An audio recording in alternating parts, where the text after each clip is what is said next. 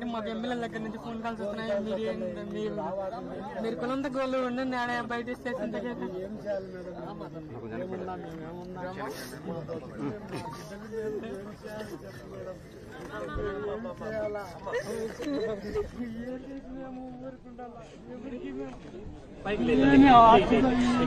మేము చూడడానికి వచ్చింది చెప్పు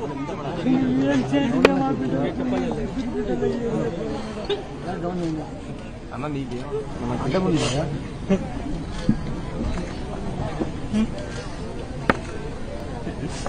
మేము అందరితో ఇవ్వాలైనప్పుడు ఏం చేయాలి? మేము ఒక సాయం దానికి ఎందుకు బాధలు ఏం అడగొట్ట బాబట్టి మేడం మీ బుద్ధి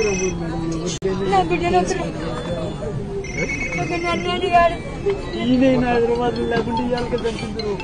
ఇంకా నన్ను కూడా చాలా నాళ్ళు ఏం టైం లేదు. ఇప్పుడు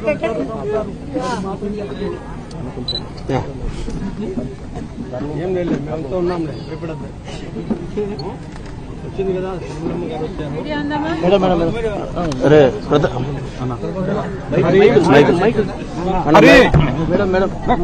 మైక్ ఇచ్చి అట్లాగే పెట్టి ఇందు మాలోకరాని అన్నకి ఇచ్చారు. అన్న ప్రతాప్ మైక్ అన్న ఈ మైక్ పట్టుకోవా అన్న. ఈ మైక్ లైవ్ అవుతుంది, ఇదే లైవ్.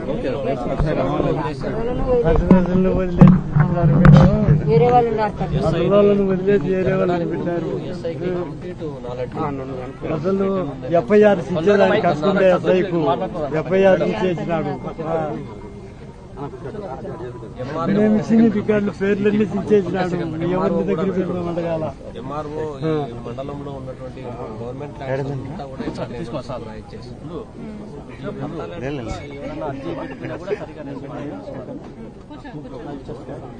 మాకు ఏమి మేము ఏ దాని గురించి చేసుకుని ఏదో చదివించుకొని ఫస్ట్ ఇయర్ సెకండ్ ఇయర్ అయిపోయినా తెలియదు. నా పేరు ఆదిమూలం చిన్నసుబ్బరాయుడు సార్.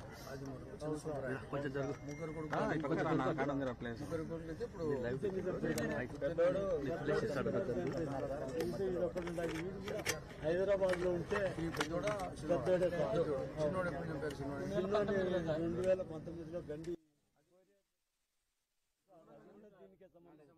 దీనికే ఈ అబ్బాయి హైదరాబాద్ లో పెట్టింటే ఏదో నువ్వు తిండి కాడికి తిన్నాయంటే ఈ బుద్ధుడు దాని ఆ పిల్లోడు ఉన్నాడు. ఆ పిల్లోడు ఇక్కడ నుంచి ఇయ్యాలకే చంపేసిందరు. అది కూడా చెప్తాను నేను. ఇంకా మేము నాకు ఆడ 10 ఎకరాలు ఉంది సార్. బోర్లు ఉన్నాయి సార్. చినిక్కాయ ఇచ్చింది సార్ డిసెంబర్ లో. పట్టానే సార్. అదే మేడం గారు చెప్పి కాగితాలు కూడా ఇచ్చిన సార్. మీరు కాజేయాలనుకున్నారు. నా బిడ్డల తోలికి పోగాకండి. ఇదో మీకు కావాలా, నాకు డబ్బులు వద్దు. ఈ భూమిని నేనే రిజిస్ట్రేషన్ చేయించారండి ఎవరికైనా అని కూడా అన్నా సార్. నేను సొంతంగా వచ్చి మీకు రిజిస్ట్రేషన్ చేయించా. మా భూములు మా భూములు పెట్టి సొసైటీలో నాది 3,77,000 డ్రా చేసుకున్నారు. మేము ఏం చేయాలి మేడం? ఏం చేయాలి? సొసైటీ ఇచ్చింది, కడప ఈసీ బ్యాంకులు ఇచ్చింది. ఇచ్చారు మేడం.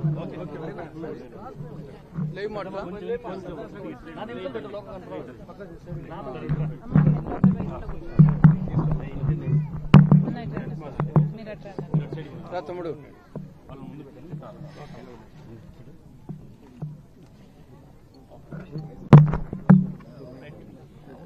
అన్న మీ పేరు గ్రామం పేరు చెప్పండి. ఆదిమూలం చిన్నసుబ్బరాయుడు. మా తండ్రి చిన్న గంగన్న, యాదవాపురము, పెళ్లిమరి మండలము, పెళ్లిమరి పంచాయతీ చెందిన చిన్నసుబ్బరాయుడు మేడం. ఇక్కడ ఈ గ్రామంలో ఈరోజు పెద్దయ్య చిన్న సుబ్బరాయుడు గారిని పరామర్శించడానికి వచ్చాం.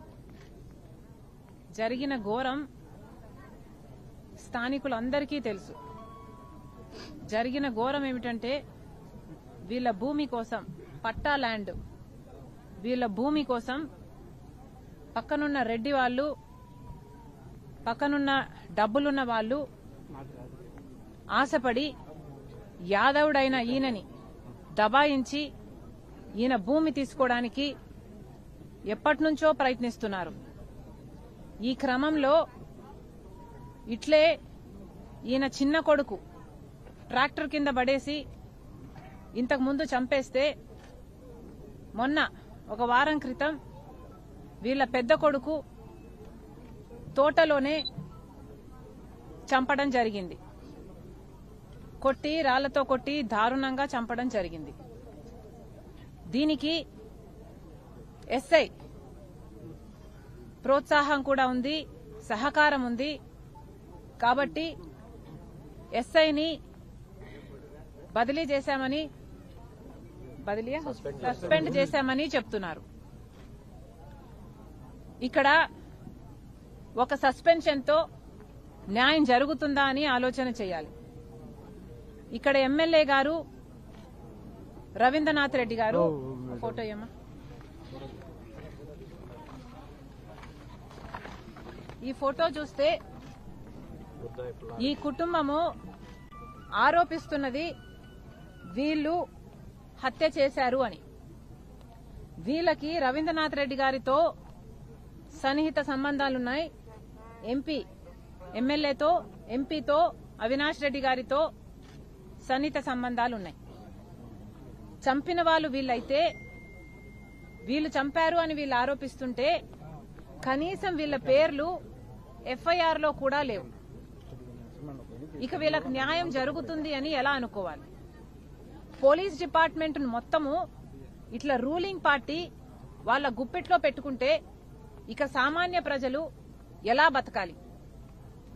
అధికారం ఇస్తే మీకు నమ్మి ఓట్లేస్తే మీరు చేస్తున్నది ఏమిటి? వీళ్ళ ప్రాణాలు తీస్తే మీకు ఏం లాభం వస్తుంది? కేవలం ఆ పక్కన డబ్బులున్న వాళ్ళని, వాళ్ళు మీ మనుషులు కాబట్టి వాళ్లకు సాయం చేయబోయి వీళ్ళను పొట్టను పెట్టుకున్నారు. ఈ తండ్రిని చూడండి, ఈ తమ్ముని చూడండి. అమ్మా కెమెరా. ఈ తండ్రి అంటున్నాడు, నాకొద్దు ఈ భూమి, ఇచ్చేస్తాను, రాసిచ్చేస్తాను, నా కొడుకుల్ని ఇయ్యండి అంటున్నాడు.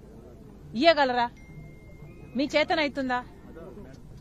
ఈ తమ్ముడు నడిపోడు, హైదరాబాద్ లో ఉంటాడు కాబట్టి బతికిపోయాడు.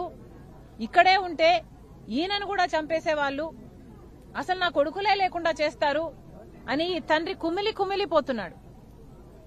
మరి దీనికి సమాధానం ఎవరు చెప్తారు? అధికారంలో ఉన్న వాళ్ళు కాకపోతే ఎవరు దీనికి సమాధానం చెప్పాలి? ఎంఆర్ఓ వాళ్ళతో కుమ్మక్కయ్యున్నాడు, పోలీసులు వాళ్ళతో కుమ్మక్కయ్యున్నారు. కనీసం నిందితులు వీళ్ళు అంటున్న వీళ్ళకి కనీసం ఎఫ్ఐఆర్ లో కూడా చేర్చటం లేదు అంటే ఇక కలెక్టర్ గారు ఎందుకున్నట్టు? ఈ ఎమ్మెల్యేలు ఎంపీలంతా ప్రజల కోసం కాకపోతే ఎందుకున్నట్టు? ముఖ్యమంత్రి గారు ఎందుకున్నట్టు?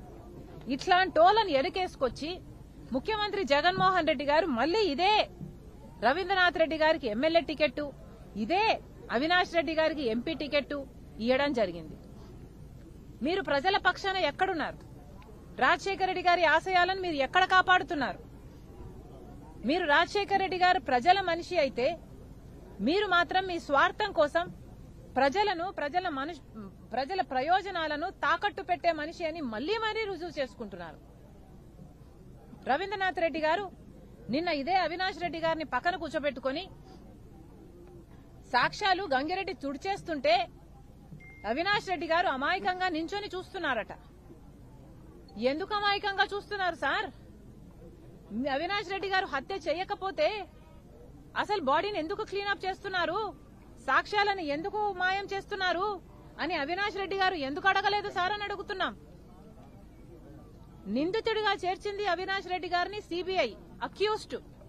ఇలాంటి అక్యూజ్డ్ ని మీరు పక్కన పెట్టుకుని సాక్ష్యాలు తుడిచేస్తుంటే అవినాష్ రెడ్డి అమాయకంగా పక్కన నించున్నాడు అని మీరు చెప్తున్నారు అంటే మీరు అవినాష్ రెడ్డి హత్య చేశారు, అందుకే సాక్ష్యాలు తుడిచేస్తుంటే అవినాష్ రెడ్డి పక్కన నించొని చూస్తున్నాడు అని మీరే చెప్తున్నారు కదా.